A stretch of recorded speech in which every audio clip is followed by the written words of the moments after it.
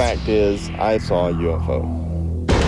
This time on Unexplained Mysteries, real people, real UFOs. We'll hear stories from ordinary people who have encountered actual UFOs. It had like Egyptian writing, like backwards writing on it. The residents of a small town in Pennsylvania who witnessed an unbelievable sight. No wings, there was no tail section, there was no motors, there was no windows, there was no doors. It was big enough for a grown person to stand up in. Our data files will shock you with true accounts like the unexplained lights above a small Idaho community. At the top of those trees over there was a bright light shining. And the UFOs observed over a peaceful country town. All of a sudden, these objects started coming up out of the treetops. The close encounter of a chopper and a UFO. We were almost involved in a mid-air collision. The frightened witness who was chased by a hostile craft. And this object made a right-hand turn. And by this point, I was getting really scared. The remarkable reports of actual physical evidence of unidentified flying objects. I noticed that on the back of the vehicle, it had something that was covered by a tarp. The irrefutable accounts of military personnel who witnessed UFOs while on duty. The light tracked at a high speed and came to a stop, altered direction. The disturbing case of one man who was threatened if he went public with what he saw. All these guys coming in telling me that if I don't keep my mouth shut, they're going to throw me in jail. And we'll give you the final evaluation with our UNX report here on Unexplained Mysteries, Real People, Real UFOs.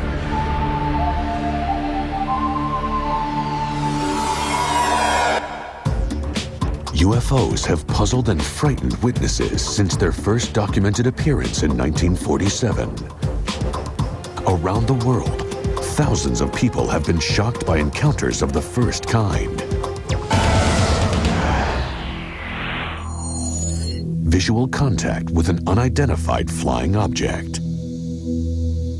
Saw this big triangular shaped 3 lights on each corner coming over my house. Sliding through the sky, and it tilted like it was looking down at us. Over there, at the top of those trees over there was a bright light shining. Encounters so close, witnesses can actually see the details on the UFO. You turn up on our side and you see like laser beams of light. And there are mysterious phenomena threatening innocent humans. In Scranton, Pennsylvania, a woman was followed by an object in the night sky. And this object made a right-hand turn.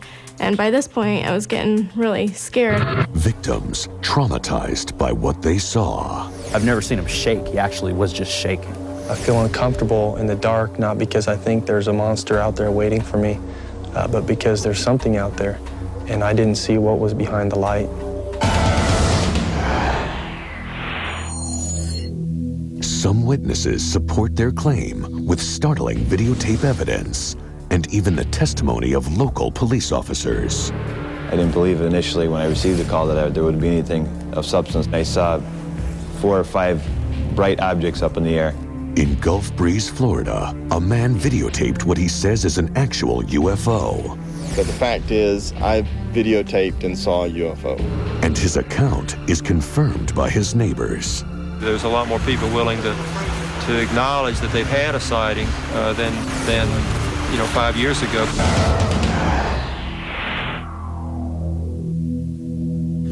Kecksburg, Pennsylvania, a quiet town like thousands of other American towns.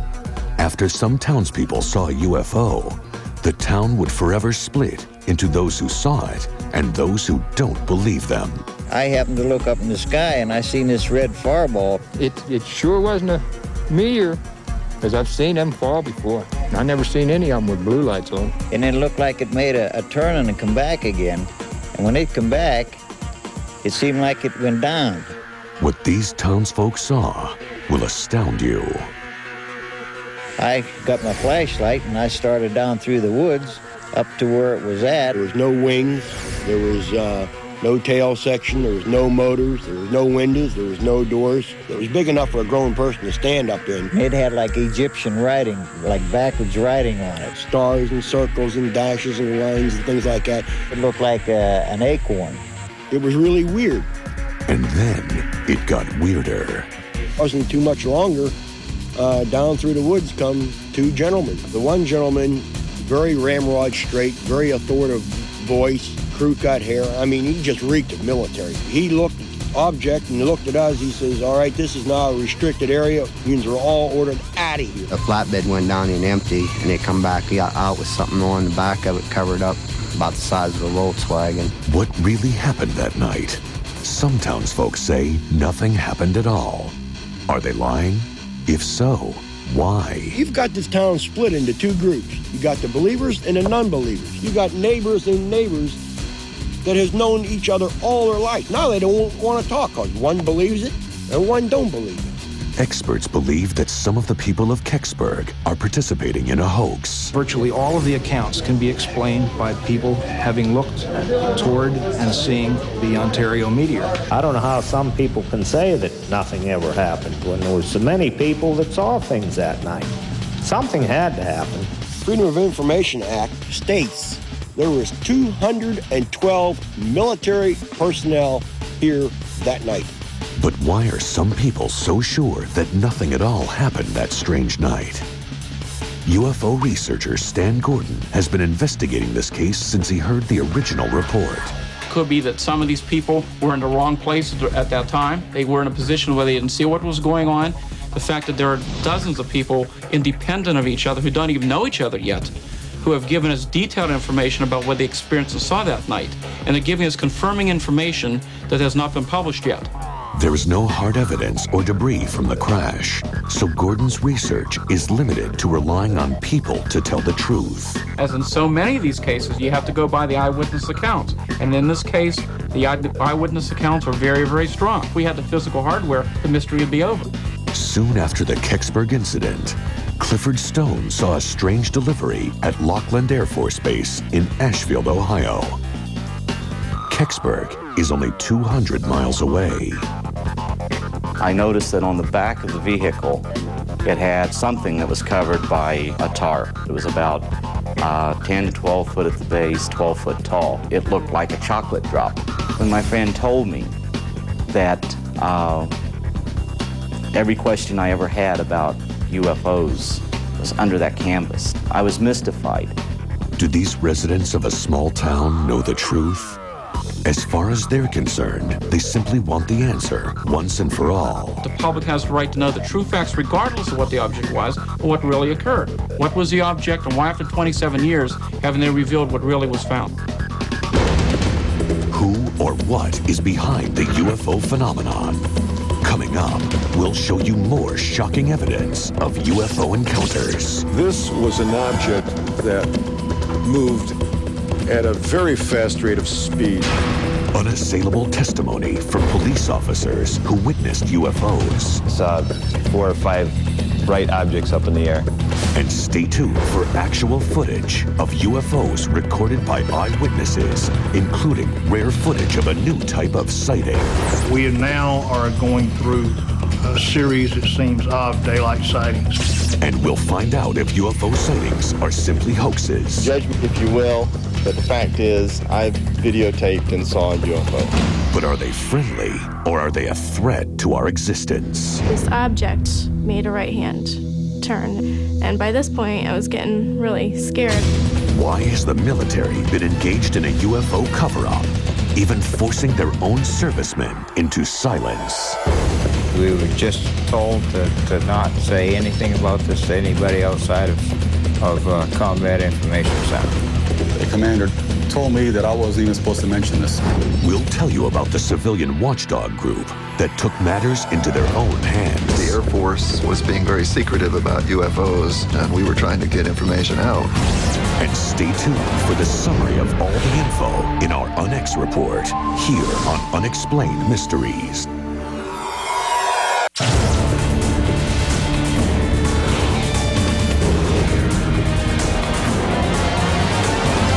Unexplained Mysteries series, Real People, Real UFOs. Skeptics say that UFO eyewitnesses are not credible. But what if the witness is a policeman trained to observe and to tell the truth? A police station in Cleveland, Ohio. This is the actual official statement recorded by Detective John Healy. I have with me in my office at the present time Detective John Healy. Healy's going to describe in his own way of an incident that had occurred last night. Okay, we left Port Columbus Airport at about 10:30 last night. It had a steady red light on its nose. It was cigar-shaped and had a green light shining down out of the aft end.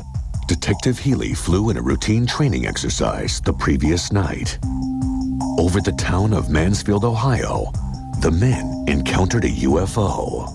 We were almost involved in a mid-air collision.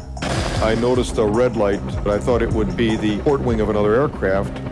We saw it kept coming at us. It didn't have any wings. It didn't have any windows, as you would see on a conventional aircraft.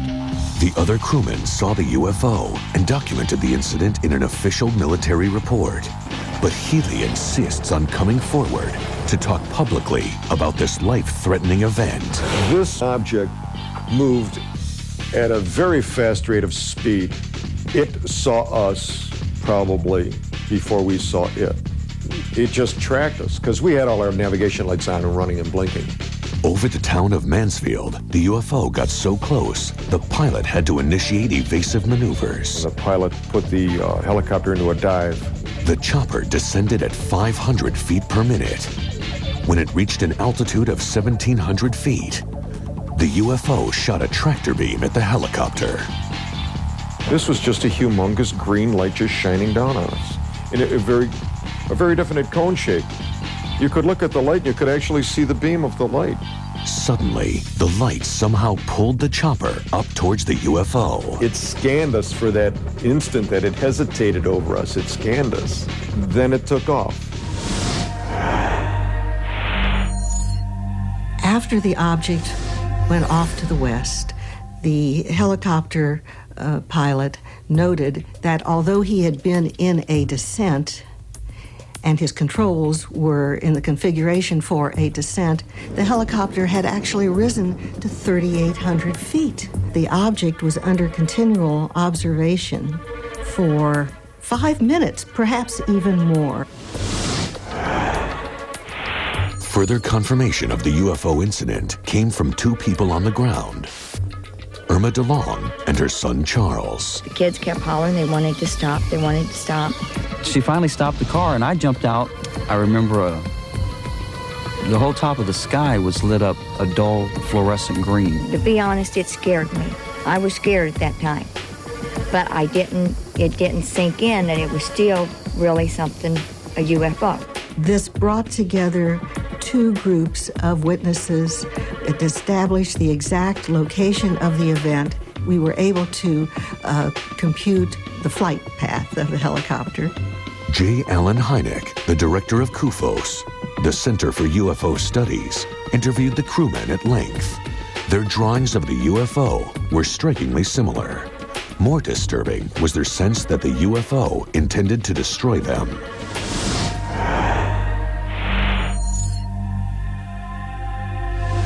After the encounter, the helicopter, like the crewmen, was never the same. The aircraft number was 15444. That was the aircraft we were in that night. She was never any good after that. The radios would never work right. Navigation instruments, nothing. What caused that damage? Some said it was simply a meteor. Well, there's no way this could have been a meteor. It lasted for 5 minutes. No meteor takes 5 minutes to cross the sky from horizon to horizon. Detective John Healy and several witnesses saw a flying saucer. Its purpose, perhaps deadly, is still unexplained.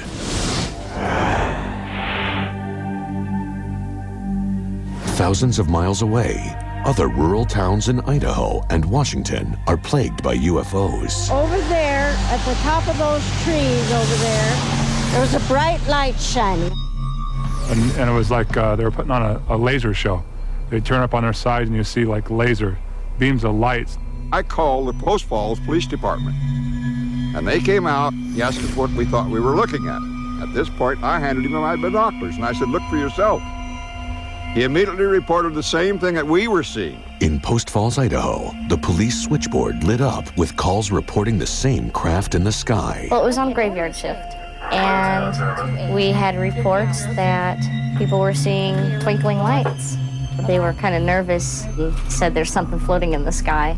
Well, the first thing we did was run outside and look and see if there really was something in the sky, and there was a white light, and there were colored lights kind of rotating around it. There was red, green, blue, purple, and a gold colored light, and they were flashing systematically. It was very shallow, like two shallow saucers placed together. The only lights on it were on the bottom. In the center was a recessed amber light.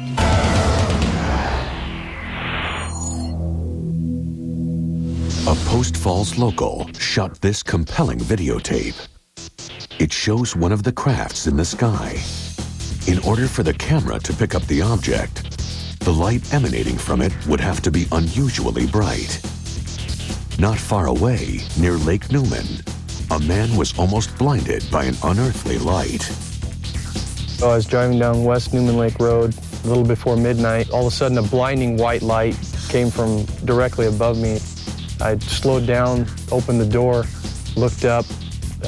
All I could see was a bright, round, incredibly bright light straight above me. Immediately became incredibly frightened, and I drove away as fast as I could. I headed straight to a house not too far away down the road, a friend's house. He was so scared. He was just, I've never seen him shake. He actually was just shaking. And very pale, no color to him.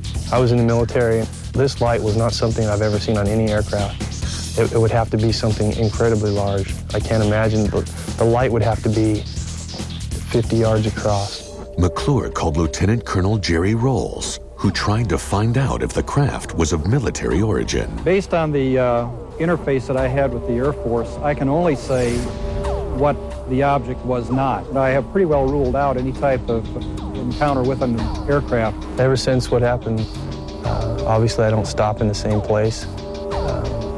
I feel uncomfortable in the dark, not because I think there's a monster out there waiting for me, but because there's something out there, and I didn't see what was behind the light.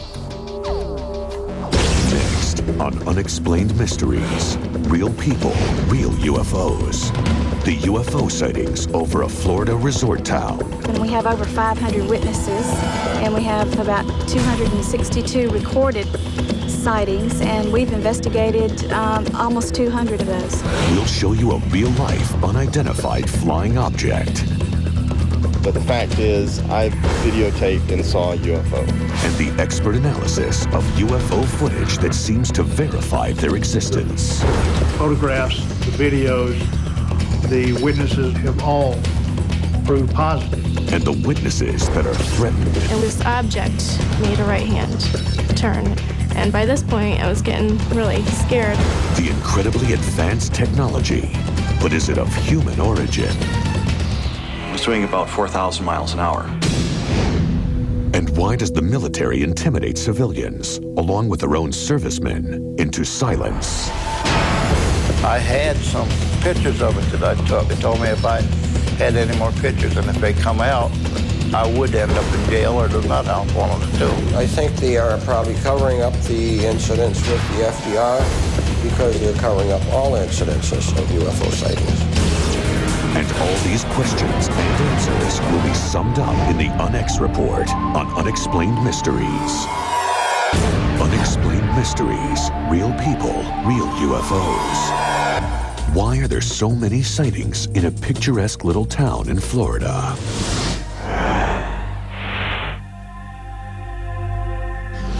What you're looking at is extraordinary footage of something, perhaps a spacecraft, floating in the sky above the trees.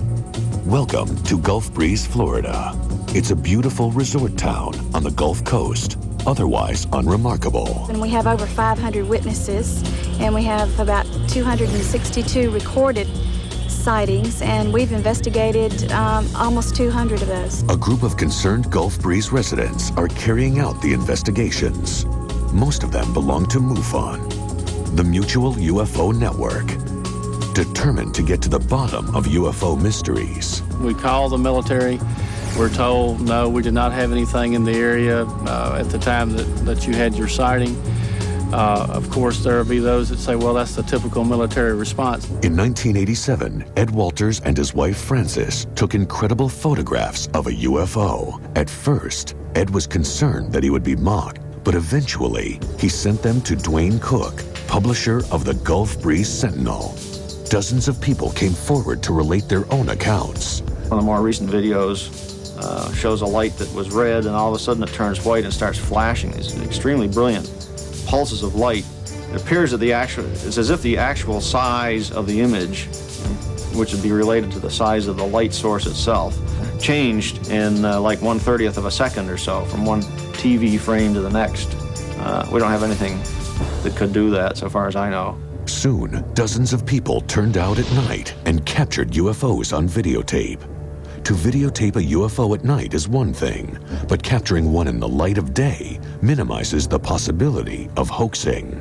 We now are going through a series, it seems, of daylight sightings. The photo and video evidence that we've recently seen from Gulf Breeze is far more important than all the previous UFO photo and video evidence combined.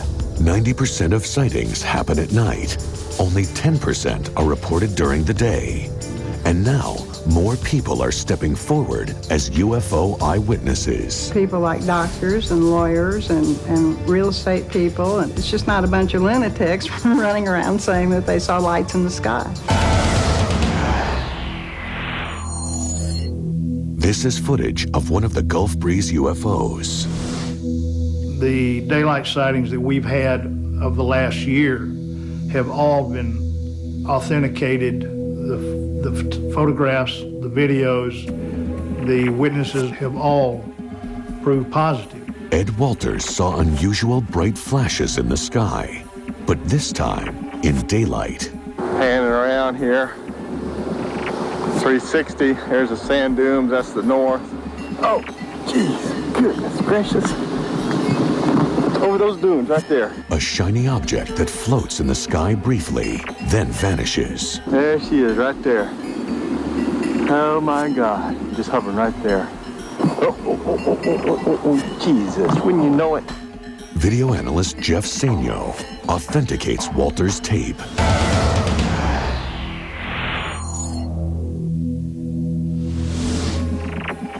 Notice particularly when he sees the object, how the oscilloscope shows that the camera was indeed bounced around. You'll see a lot of video disturbance there, which is typical of a raw video of a camera that's been bounced around. That eliminates editing as a possibility for creating this thing. Walters also took this photo of what he claims is a fighter jet's near collision with a UFO. And the jet was continuing on and passed right, looked to me like it was headed right at the UFO. Some people claim that Walters is simply a sophisticated hoaxer. Judge me if you will, but the fact is I videotaped and saw a UFO. This daylight UFO footage is particularly revealing. The UFO, as he observed it, came out of the southeast. It moved over his head at an incredibly fast speed and disappeared out to the northwest.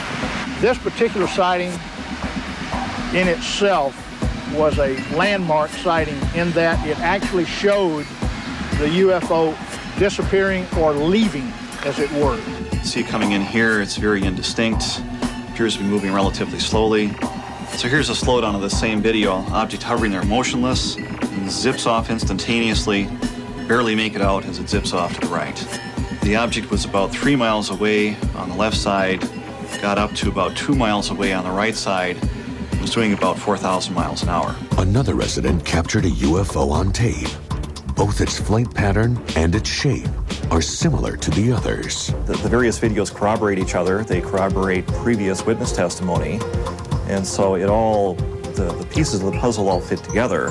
With all the UFO sightings, membership in MUFON is growing. there's a program afoot to try to slowly educate people all over the world that we're not alone. Who knows, maybe one of those days we'll have that landing on the White House lawn experience where no longer is there any doubt that they're here, they're among us. Hundreds of eyewitnesses, daylight UFOs, compelling encounters. But what do they mean? I do believe there is a growing pattern of contact which suggests that we are getting closer to actually meeting the neighbors. Gulf Breeze is part of that pattern. Later on Unexplained Mysteries, real people, real UFOs. What caused a skeptical police officer to become a believer in UFOs? I didn't believe initially when I received the call that there would be anything of substance. I looked up in the air and I saw 4 or 5 bright objects up in the air. We'll explore the case of the Scranton UFOs.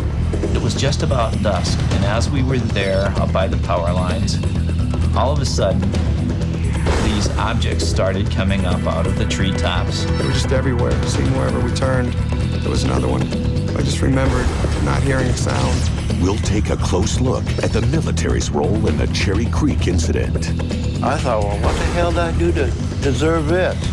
All these guys coming in telling me that if I don't keep my mouth shut, they're gonna throw me in jail. And why does the military harass their own servicemen who witnessed strange craft? We were just told to not say anything about this to anybody outside of Combat Information Center for at least 15 to 20 years. And we'll give you the final answers about the phenomenon of UFOs in our UNX report. It's all here on Unexplained Mysteries. Unexplained Mysteries, real people, real UFOs. Most UFOs are witnessed from a safe distance, but sometimes they get up close and threatening.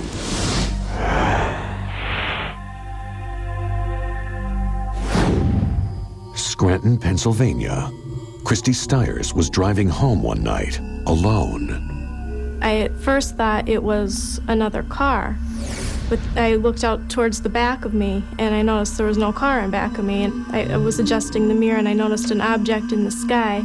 It was flying behind my car, and I kept watching it in my rearview mirror, and eventually it went over to where I could see it looking out the window. It kept following me driving down the road. And then I made a right-hand turn, and this object made a right-hand turn.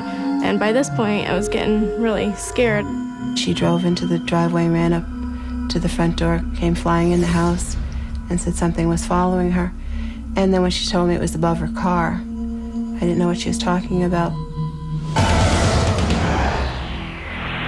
When the lights returned to the Stiers' home months later, Nadia's husband Gary shot this amazing UFO footage. It was a feeling of great excitement because these things were happening right before your eyes. You didn't know really what these lights were, what was happening. Gary called 911 to tell the police about what he saw. And within a matter of minutes, Officer Callie arrived along with 3 state policemen.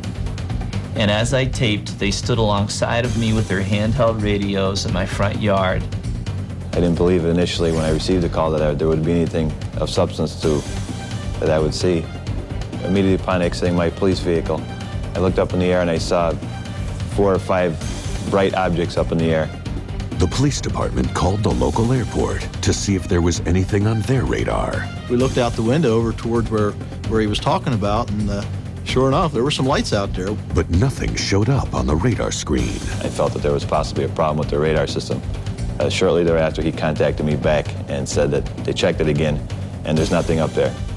A few nights later, Gary Stiers encountered more lights in the night. It was just about dusk, and as we were there up by the power lines, all of a sudden, these objects started coming up out of the treetops. They were just everywhere. It seemed wherever we turned, there was another one. I just remembered not hearing a sound.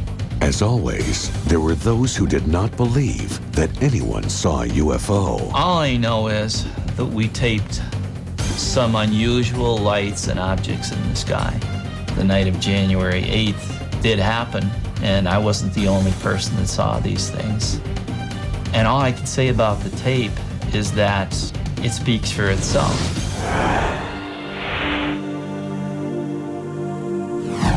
Cherry Creek, a small rural town in New York, where a UFO sighting changed Harold Butcher's life forever. Harold was 16, working in this barn. As he was working in the barn, he noticed that the radio he was listening to became staticky and blanked out. He had been listening to music, and there was a glow in the sky, and he ran to the window to see what was happening and saw this gigantic object descending. Two groups soon arrived on the scene. One was Project Blue Book, the special Air Force unit that investigated UFO sightings.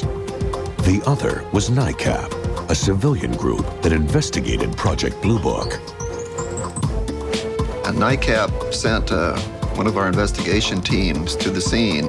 NICAP's members included scientists and retired military personnel. NICAP came into existence because the Air Force was being very secretive about UFOs, and it was felt that a high-level civilian group could maybe pry loose some information. We were basically adversarial. The Air Force, we felt, was hiding information, and we were trying to get information out. Activists would follow Project Blue Book into the field and find eyewitnesses and information the Air Force missed, or maybe didn't want to reveal. The Air Force system in Blue Book was to label reports in one of three ways. Either it was explained, in which case they would say what they thought it was, an aircraft or a balloon or whatever, or it was unexplained, unknown, they used to say, and the third was insufficient data.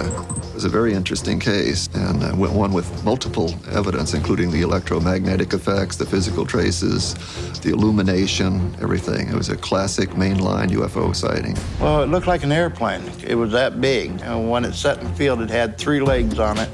It looked like 2 turkey platters put together with a roll of rivets around the outside. And it sat there a good 5 minutes, so I got one real good look at it. And I've never seen my animals act the way that these did, because they jumped and kicked and bucked and made all kinds of ungodly noises.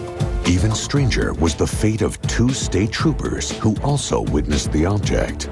They filed a report, then were never heard from again. They had a lot to lose by reporting this. They were risking their reputation, and for them to come out and actually state that they had seen something like that meant a great deal to me. It indicated to me that something genuine was happening in the area. Dick Nelson lives next to the butcher farm. On the day of the sighting, he talked to the state troopers. Well, after the policemen saw it, they had a whole different attitude towards it. They couldn't believe what they saw. Then the Air Force arrived. Next thing I know, here come this guy from the Air Force. They had a truckload of guys that taped off the whole area out there.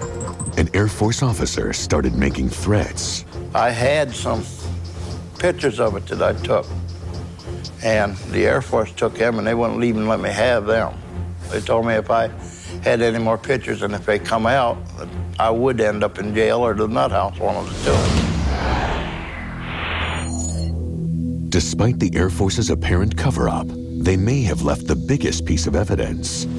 They classified the incident as unidentified. The fact that the Air Force classified this as an unidentified is very interesting and very significant because they were very stingy about doing that. Ordinarily, they would be very happy if they could label a sighting and get rid of it. If it was, even if it was stretching the truth, they would try to explain it as an aircraft or a balloon or strobe lights or something, a meteor. But the Air Force seemed to do all they could to suppress the truth. I thought, well, what the hell did I do to deserve this? All these guys coming in telling me that if I don't keep my mouth shut, they're going to throw me in jail.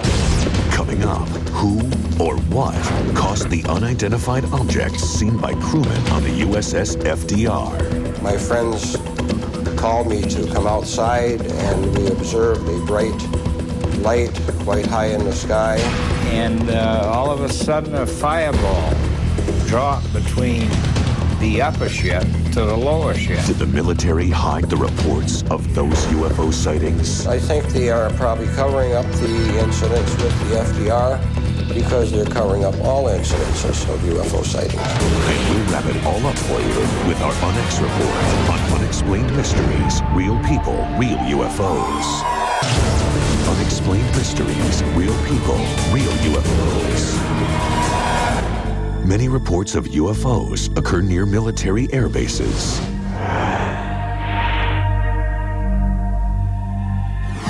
The U.S. aircraft carrier Franklin D. Roosevelt was on maneuvers off the coast of Cuba.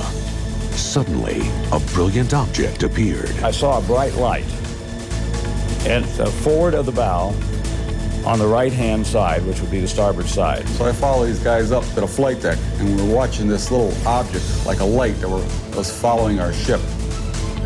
And then it came out of the sky at us. It looked like a star, but was much brighter. The light tracked at a high speed and came to a stop, altered direction, and accelerated to a high speed, stopped again. Contrary to Navy procedure, these 3 veterans were not asked to file reports, and there is no record of the sightings. Strangest of all, none of the other men who saw the UFOs can be found. During maneuvers codenamed Operation Mainbrace, there were many UFO sightings.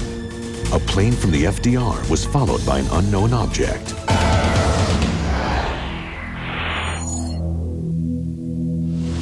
Photographs taken by a news reporter provide compelling evidence. He shot a series of photos before it suddenly took off at an extremely high rate of speed. We knew that it couldn't be an airplane because an airplane could not start and stop. The rate of speed was too high, too fast for a helicopter. While serving on the USS FDR near Rio de Janeiro, Leon Treadwell saw a highly unusual craft. 2 ships, or appeared to be ships, one above the other, maybe about 200 or 300 feet separated the 2 of them, and the counter-rotating lights. And all of a sudden a fireball dropped between the upper ship to the lower ship. Nobody knew what the devil was going on. There was actual radar contact on these vehicles.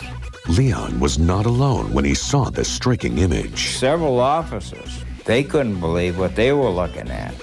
Everybody signed a release statement that nobody outside of CIC would say anything about this.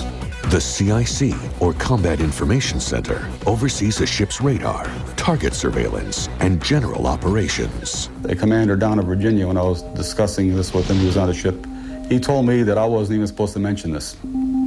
I just ignored what he said. I had people that laughed and said, "You wouldn't believe me?" Really? Yeah, I was there. I seen it. You weren't there. You don't know. You don't know what it was like. The incidents were written up by the military in Project Blue Book. But why were the UFOs observing the Navy's ships and planes? It's a possibility that our weapons were of a sort that they were interested in. The FDR was the only aircraft carrier at the time that had thermonuclear capability.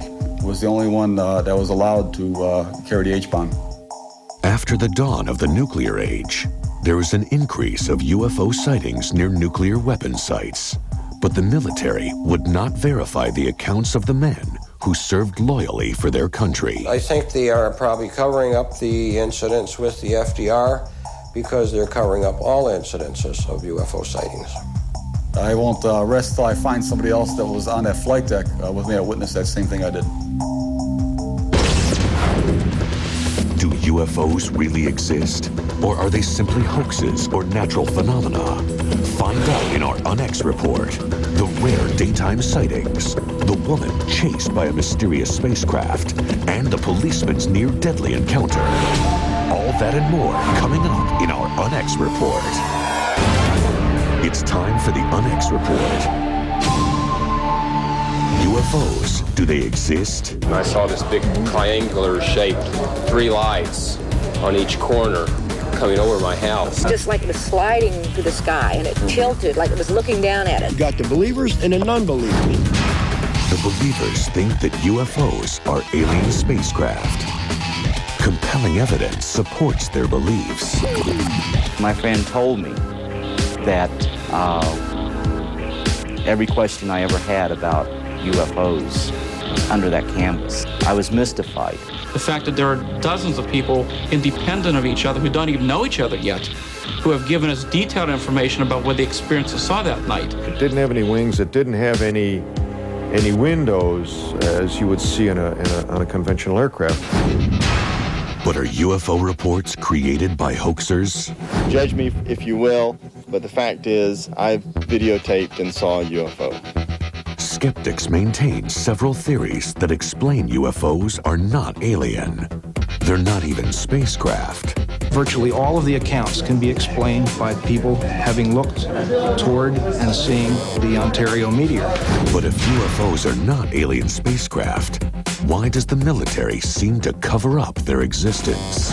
They told me if I had any more pictures and if they come out, I would end up in jail or the nut house, one of the two. He looked object and he looked at us. He says, all right, this is now a restricted area. Unions are all ordered out of here.